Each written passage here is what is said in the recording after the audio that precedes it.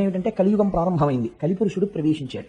కలిపురుషుడు ప్రవేశించిన దగ్గర నుంచి ఒక రకంగా ఆలోచిస్తే కలిపురుష ప్రవేశము చేత వచ్చేటటువంటి ప్రయోజనం ఒకటి ఉంది. ఆ మాట అంటే కొంచెం ఆశ్చర్యకరంగా అదేమిటండి మీరు అలా మాట్లాడారు అని మీకు అనిపించవచ్చు, కానీ ఒక యథార్థం నేను మీకు మనవి చేస్తున్నాను.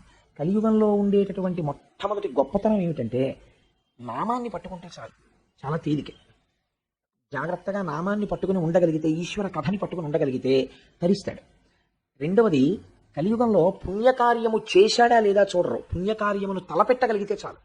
కనీసం మనస్సులో 10 మాటలు, ఏమంటే నేను కాశీ వెళ్ళాలనుకుంటున్నాను, నేను తిరుమల వెళ్ళాలనుకుంటున్నాను, శ్రీశైలం వెళ్ళాలని ఉంటుంది, శ్రీశైలంలో సుప్రభాతం ఎలా జరుగుతుందండి, ఒక ఆవును తీసుకొస్తారట కదా, గోపూజ జరుగుతుంది కదా, అక్కడే కుండంలోకి నీరు వస్తుంది కదా, ఇవన్నీ ఎలా జరుగుతాయండి, జంబుకేశ్వరంలో అమ్మవారికి మధ్యాహ్నం నైవేద్యానికి అర్చకులు చీర కట్టుకుంటారట కదా, అంతటి శక్తి స్వరూపిణిట కదా అమ్మవారు, అర్చకులు కూడా అమ్మవారి ముందు పురుష రూపంలో నిలబడట, నిజమేనా, అక్కడికి వెళ్ళాలని ఉందండి అని అన్నాడు అనుకోండి, ఆర్తితో ఆ మాట అంటే వెళ్ళిన ఫలితం వేసేస్తాను. అది విచిత్రం. అంటే